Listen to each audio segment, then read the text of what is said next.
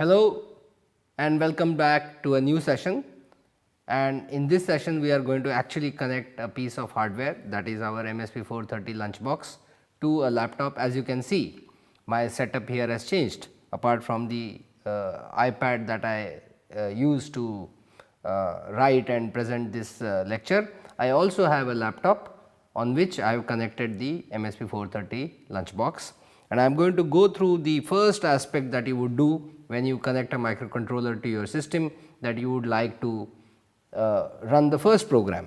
And when you learn C programming, the first program that you wrote was hello world, in which you wrote a program, compiled it, and when you executed it on the screen of the laptop or desktop computer, it printed hello world.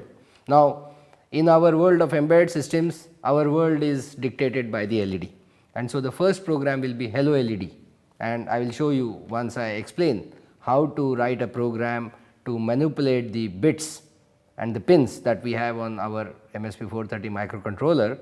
How do we write our first program so that we can convey the information on a LED connected to our kit? That is the objective of this lecture. So, let us begin. Now, the problem is that in a microcontroller you have so many pins and you have many more functions, and the way to address this disparity is that allocate many functions on a single pin and leave it to you, the programmer, the embedded system designer, to write an appropriate program to select an appropriate function to be routed to that pin.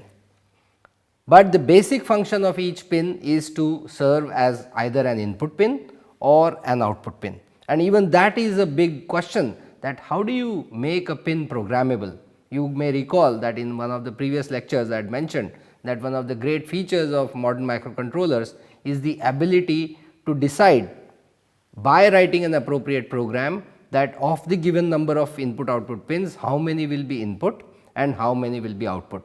And so, in this lecture we are going to first of all solve that conundrum, and then we are going to address the issue as to how multiple functions are routed to these pins. If you choose not to have those pins function as input output pins, how do you route additional functions on those pins? So, we have a slightly complex task at hand, and in the beginning it may appear very daunting to you, but please stay with me, and I am sure I would be able to help you understand this whole complex arrangement of logic which allows a microcontroller to funnel so many functionalities on one side onto a single pin. So, since we are dealing with a MSP430 G2553 microcontroller, which itself is available in two footprints, meaning physical devices, the fact is that the first version of the microcontroller, if you choose a DIP package, you will get two ports, and those two ports are labeled P1 and P2. And our MSP430 lunchbox has a DIP IC. In case you choose to implement your system using the SMD version, then you will get 3 ports, because that SMD version has 28 pins, and those 3 ports are labeled P1, P2 and P3. Each of these ports has 8 input output pins, meaning you can choose whether these 8 pins can be input or output or any combination thereof. As I mentioned, each of these input output pins can be input or output, and you can read or write to these pins. You can also, apart from being input and output or output pins, you can also configure these input pins to become a source of interrupts on P1 and P2. Apart from this functionality, if you choose these pins to become input pins, then I had mentioned that when you connect external devices which do not provide any logic voltage, then you have to transform the state of those signals as open and closed into 1 and 0, and so you need external resistors, you need pull up or pull down resistors. Well, on a microcontroller such as MSP430, you do not have to connect external resistors. You can program the chip so that internal resistors can be pressed into service, and you can choose either a pull up resistor or pull down resistor. So, you can configure a pull up or pull down resistor, and these ports, all these functionalities are programmed through the 8-bit peripheral register interface that I had discussed earlier in the memory map of the microcontroller, there were some registers which are 8-bit access, some which were 16-bit. So, for the digital input output, these are all 8-bit registers. So, this is what we talk about here. Now, here is a schematic of one of the pin. You see, this is such a complex circuit, it is very much possible that you as a beginner will get confused with such a circuit, but you do not have to worry, I am here to simplify things for you. So, let me draw a simple diagram to illustrate this idea. The idea is that I have a physical pin, this is my pin, let me label it a pin, this is a pin of the microcontroller, and you want a mechanism, you want some circuit which will convert this pin as an output pin, which means here is my microprocessor CPU bus, data bus, and I would like to make this pin output when I want to, but when I reprogram the hardware related to this pin, I should be able to convert this pin into a input pin. Of course, MSP430 offers you even more options, but let us first see how very basic digital circuit components can be pressed into service to provide that functionality of being able to change the pin as input pin or as output pin. And one of the biggest beauties of digital electronics is this tri-state buffer. So, imagine that I have a tri-state buffer, here is my flip flop, a D type flip flop, I call it DFF, into which I can write any value, and here is a clock, so that at the clock edge that I decide a particular bit is stored in this flip flop. The output of this flip flop feeds the input of this tri-state buffer, now it becomes a tri-state buffer. If the tri-state buffer control signal is 1, then this output gets the value as input. If on the other hand it is 0, then this tri-state buffer is disconnected from the pin, and this is how a typical microcontroller, a modern microcontroller such as MSP430 uses this kind of hardware to select the functionality and give the control of that functionality to you, the system designer or the programmer, so that you can choose. Do you want this pin to be an output? Yes. If you want this pin to be an output, you will write through appropriate registers a logic 1 here that will enable this tri-state buffer. After that, whatever you write into this flip flop, that value will appear here and subsequently it will appear on the pin.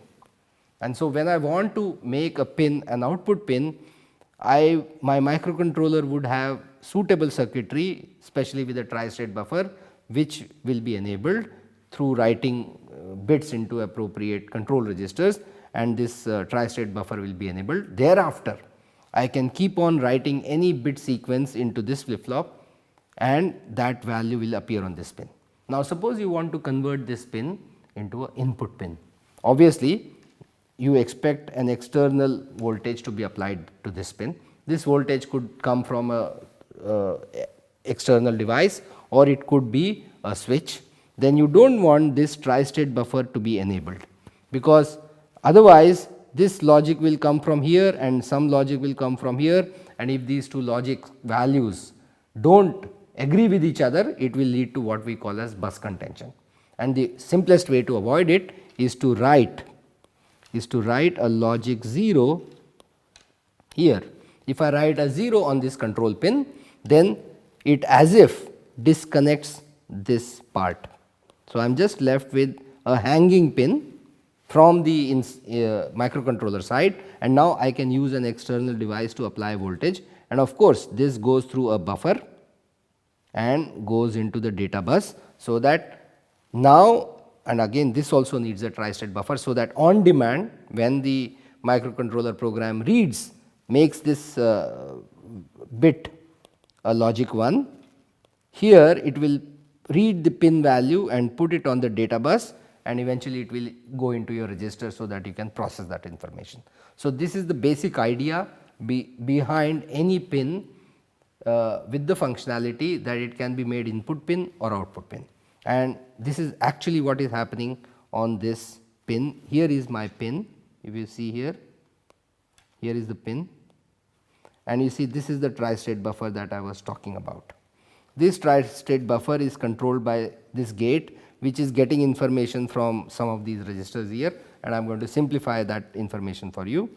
If this is enabled, this information is coming from this multiplexer, and one of the multiplexer inputs is this register called PX out, and you writing information here can be routed into this and it can appear at this pin if you want to make this pin as output.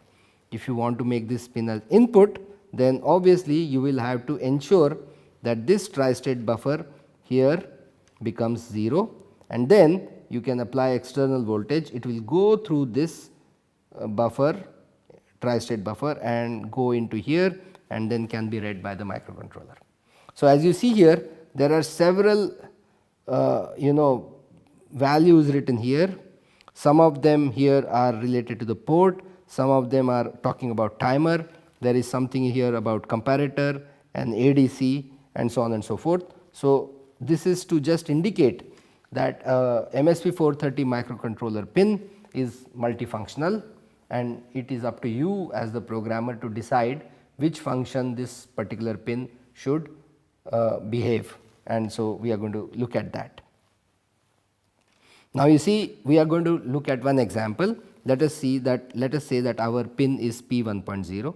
Now, P1.0 pin, whatever physical pin it maps onto, has several functionalities. One of the functionality is that it will act as a port pin 1.0.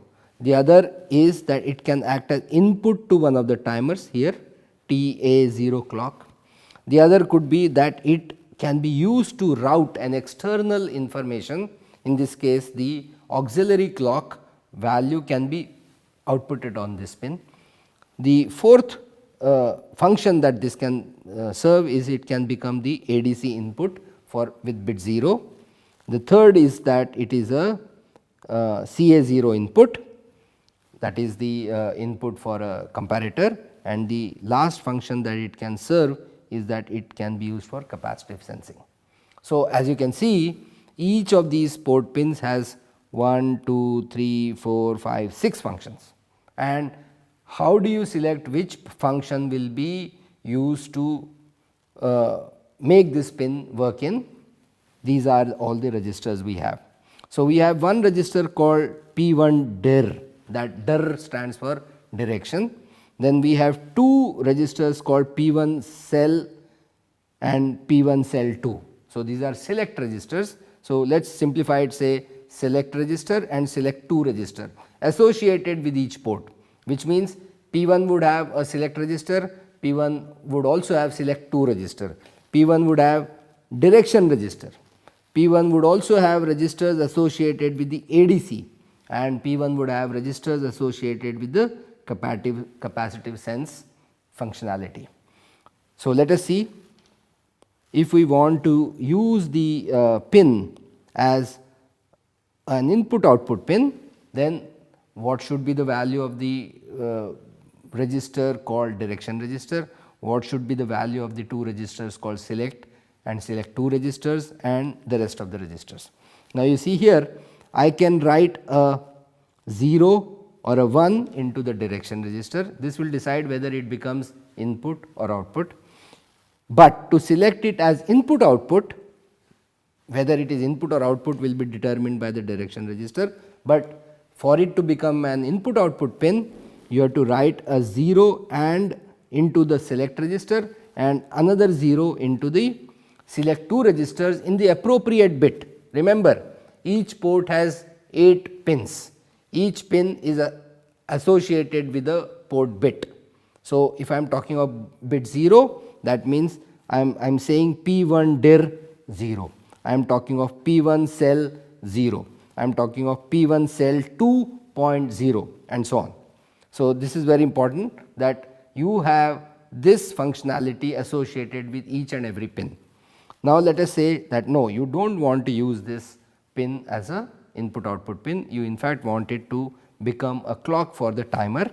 That means the value of P1 dir register for bit 0, let us talk about 0, should be 0, and the select and select 2 pins, select 2 bits should be 1 and 0, and ADC and the capacitive register can have 0 0.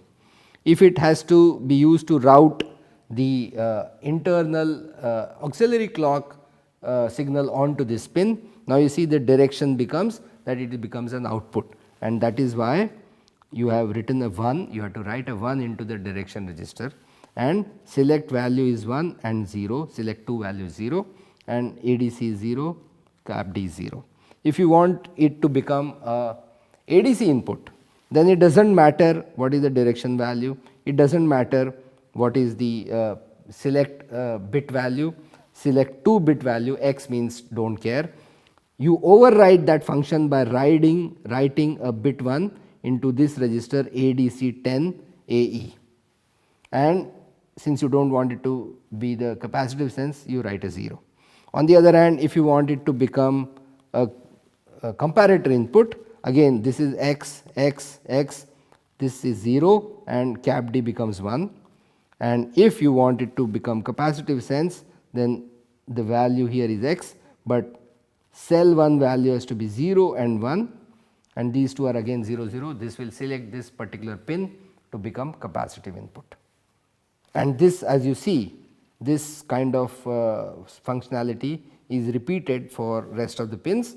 The actual functionality will change from pin to pin, but the selection process is the same. So, let us see how many registers are we going to deal with when we are going to decide to use these pins as input or output.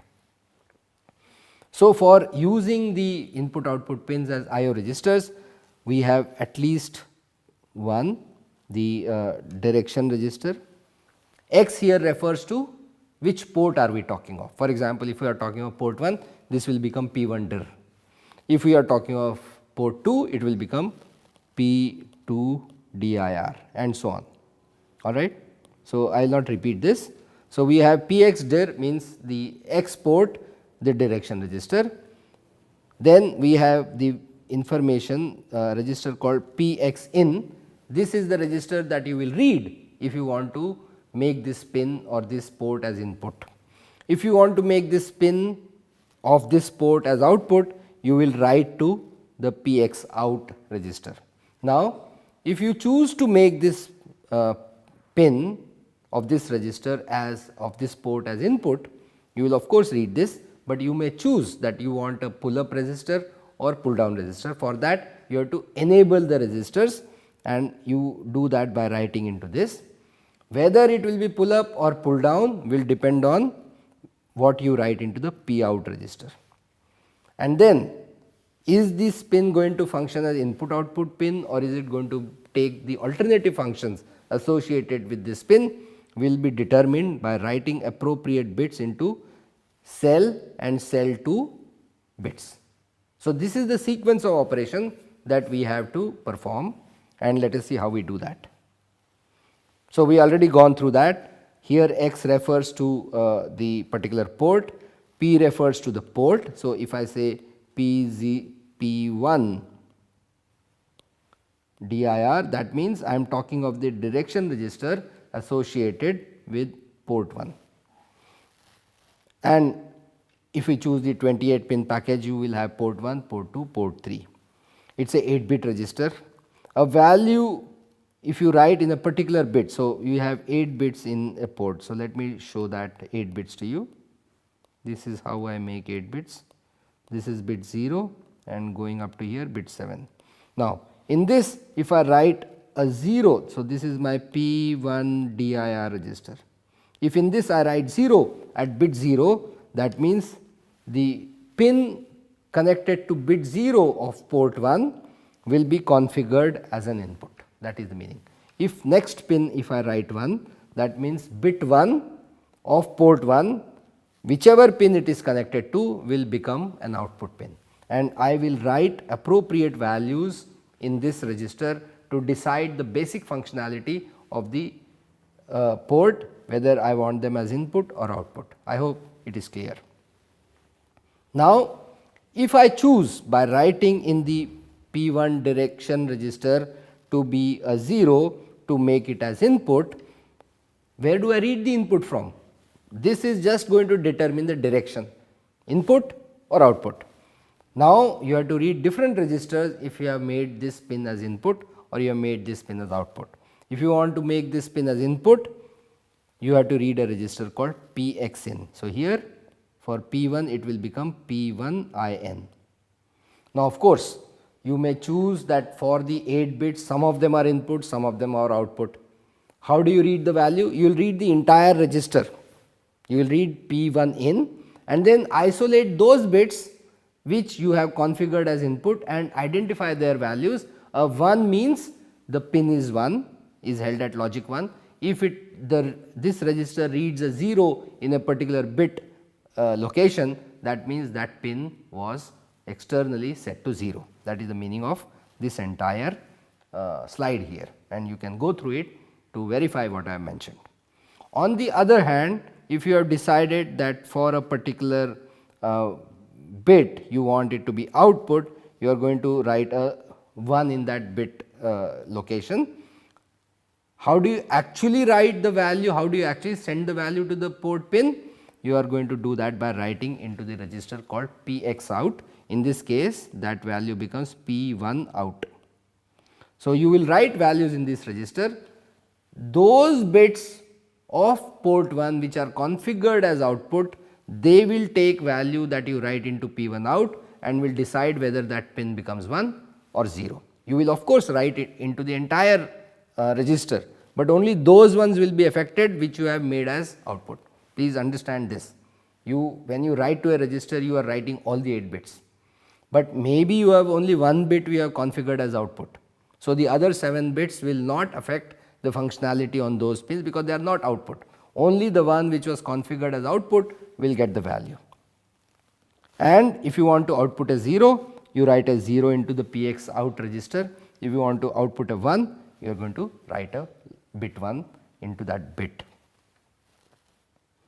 And then as I mentioned, if you want to configure a port as input, you have to decide, do you want internal pull up registers? If you do, then you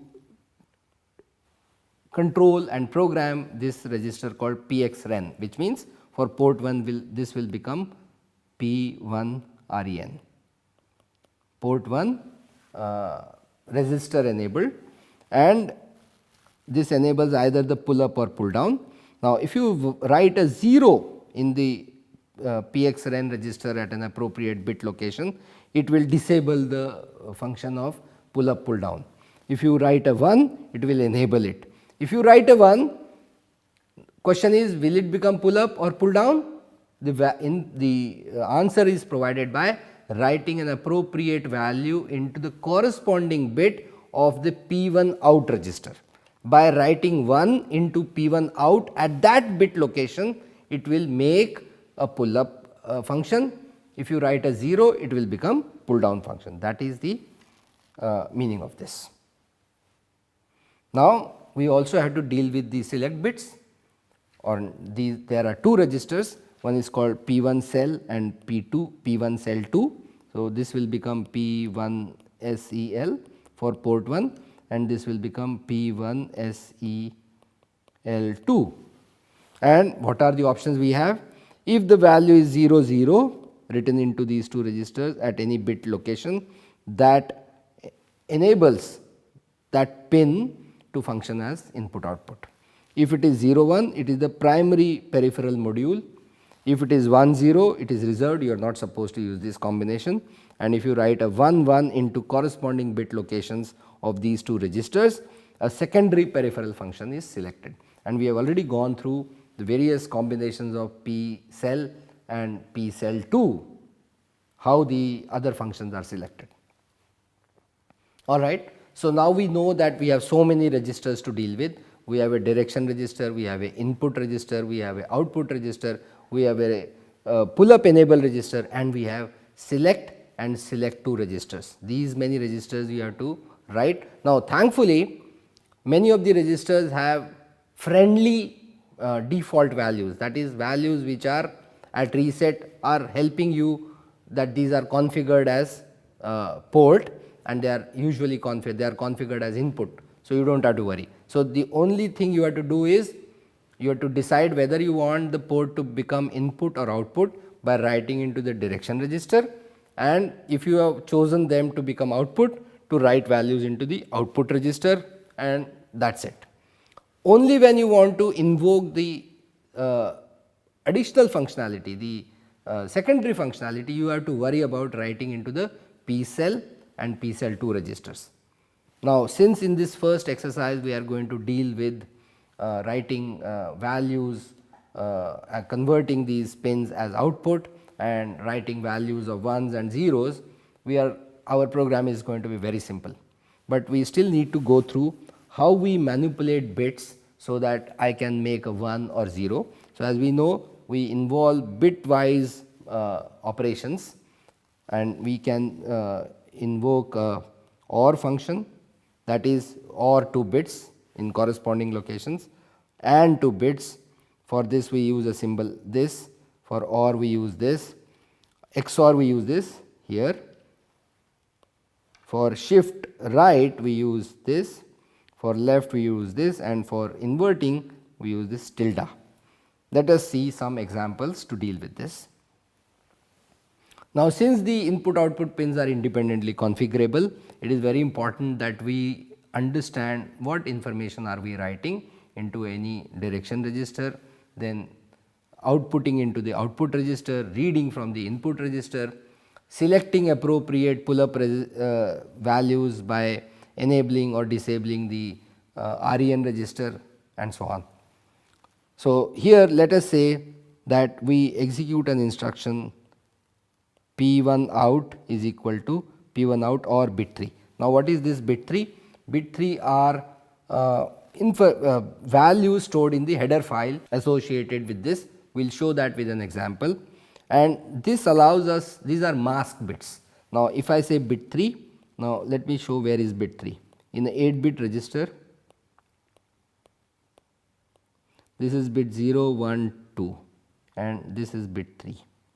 Now, we are saying P1 out is equal to P1 out or with bit 3. So, bit 3 is 0, 0, 0, 0, 1, 0, 0, 0. Essentially, this is nothing but, if you see this, this becomes, these are 4 bits become 0, these 4 becomes 8. So, this is 0, 8 in hexadecimal. So, these 3 are doing the same thing.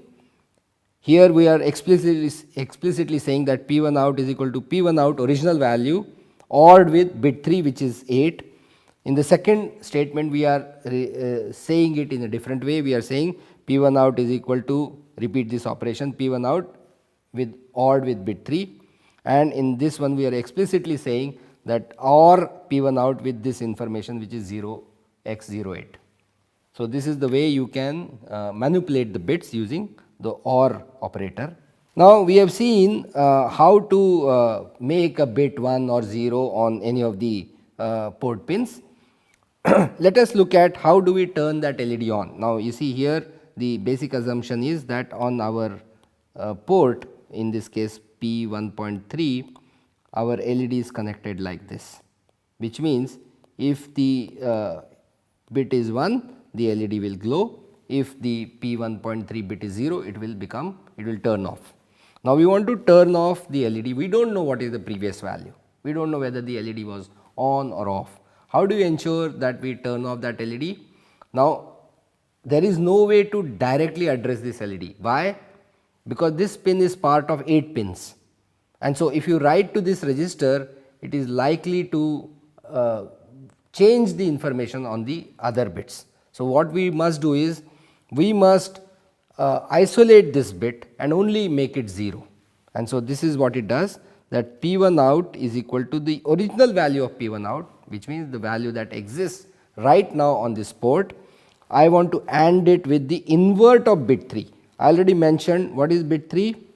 Bit 3 is 0, 8 hex, which means 0, 0, 0, 0, 1, 0, 0, 0. Now, what is the invert of that? It becomes 1, 1, 1, 1, 0, 1, 1, 1, which is equal to F7. So, in this, without explicitly mentioning F7 hex, I have inverted that bit and involved in that operation. It is going to take the original value of port 1 out register and it with this F7, which will make the bit 3 equal to 0, and I am going to send that information to that port. What will it do? It will retain the information on the rest of the 7 pins and only make port 1 bit 3 equal to 0. Another way of doing that is this, and the third way is to explicitly mention that you want to AND P1 out with F7, which of course you got using inversion of bit 3 also. So, this is the way to turn a particular pin off.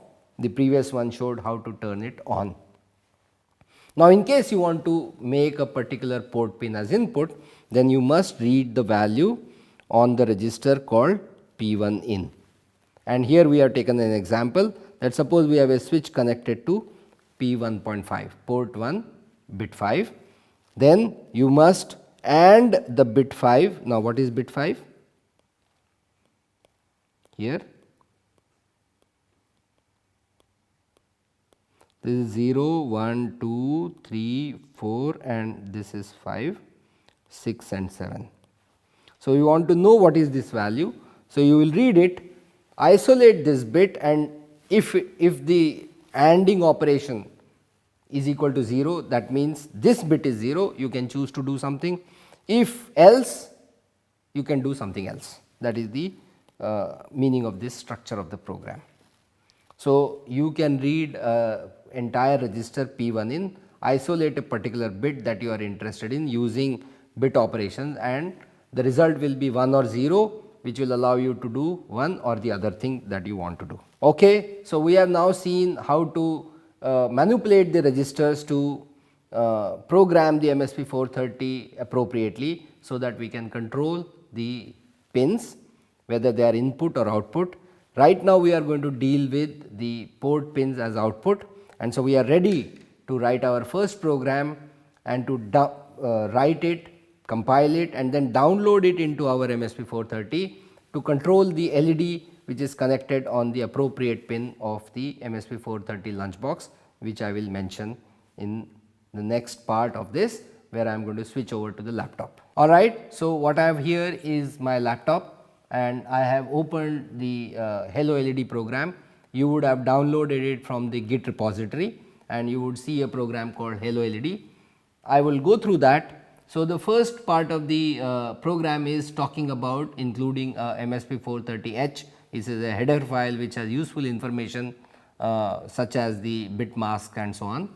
Then you have the main code. This main code is like an infinite loop where you are doing something, and the reset, when you reset a MSP430 microcontroller, you remember when we were talking about reset, it turns on the watchdog timer, and if the watchdog timer is turned on, it is going to reset you very frequently. So, we do not want the watchdog timer to interrupt what we are doing or to stop what we are doing, and therefore, the first instruction is to stop the watchdog timer from generating reset information. Then we come to dealing with the deciding the direction of our port. Here we have LED connected to bit 7, and so what we do is we make P1 dir, which is the direction register for port 1, we make it 1, and we do it without affecting the functionality on the other pins. So, we have an instruction called P1 dir is equal to P1 dir ORed with 0x80. So, that means the most significant bit being equal to 1, the rest being 0 is ANDed, is ORed with the rest of the original value of direction register, and that is sent again to the direction register. This configures P1.7 pin to become an output pin. Now, in the current form we are writing a 1 into that by saying P1 out is equal to the original value of P1 out ORed with 0x80. So, we are turning it on, and I am going to do this.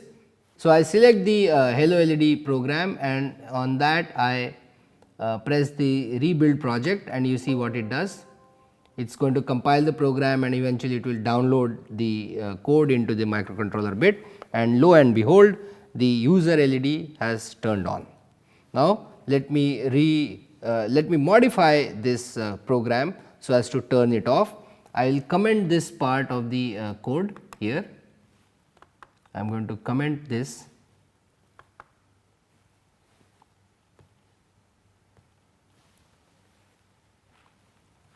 And uncomment this part where I want to make it 0, and so I remove it.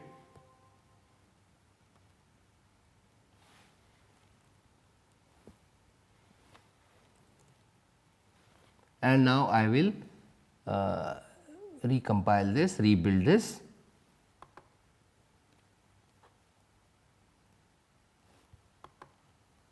Again it is going to compile it and then download it, and you see the LED has been turned off. So, this is the first part of the exercise of writing a program and downloading it into the microcontroller kit. What have we seen in this? That our first part of the instruction is to disable the watchdog timer, then select write into the direction register so as to select the direction of the bit that we are dealing with. In this case it is P1.7, and then since we want it as an output, we write appropriate values on the output register, that is P1 out on bit 7, because we do not want to affect the output pins of other bits. So, we only isolate P1.7 and write whether we want to write a 0, it will turn the LED off. If we write a 1, it will turn the LED on, and that is the first part of this exercise.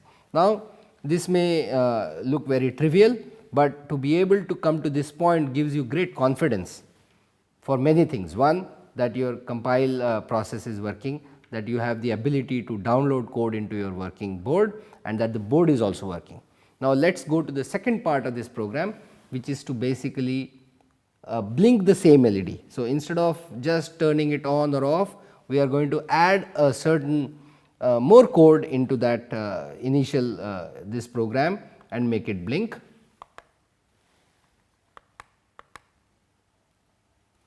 So, this we call as the hello blink. You would again by downloading it from the Git, you would have access to this. Here again we have the include instruction, and then we have the main code loop, which is an infinite loop. In that we on line number 7 or whatever line you have on your version, you would find that we have disabled the watchdog timer, and then we write the direction, we make the direction of pin 1.7 port 1 bit 7, we make it output by writing a 1 into it, and then we go into an infinite loop. See, in the earlier case we just wanted to write 1 or 0. Now, we want to continuously write 1, with some delay we write a 0, then with some delay we write 1 again, and so on and so forth, so that the LED can blink. Now, it will appear to be blinking only when the delay between the turn on and turn off is sufficient to be observed by human eye, and so we have written a small delay function which delays it ensures that the state of the LED is held to a value of 0 or 1 long enough for it to be observable by human eye. And so, what we have here is a mechanism to do that. In the first part, we are turning the LED on by writing a 1 into that register. Then we have a line where we say for I equal to 0, I less than 10,000. Essentially, this is a delay. We can also replace with some built-in delay functions, which we will look at later on. But right now, this is like a delay created using a loop which runs for a certain amount of time. Once you get out of that loop, you toggle the value. Now, here we have done and the value of the original value with the inverted value of 80. That is what we have done here, and this toggles, this makes the LED 0, and then again we delay. So, we have another same repeat of delay function, and then this is the complete while loop. So, it is going to go through that writing 1, delay, writing 0, delay, and it is going to do this infinitely. Now, when you do compile this, when you build this code,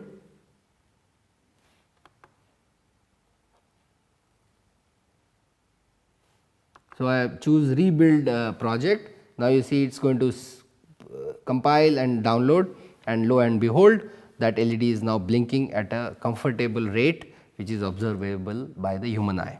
I hope you are able to get a similar experience with your kit, that you are able to turn the LED on and off, and then you are also able to blink it. If you have reached this stage, I must extend my congratulations to you, because that means that the entire ecosystem is working as good to you with you as it is to us, and we are ready to jump into the next part of our programming exercises, where we will show how to read inputs from the pins, how to output values based on the inputs that we read, and many other things including interrupts and so on and so forth. So, I hope you are with us in this activity. I thank you, and I will see you very soon. Bye.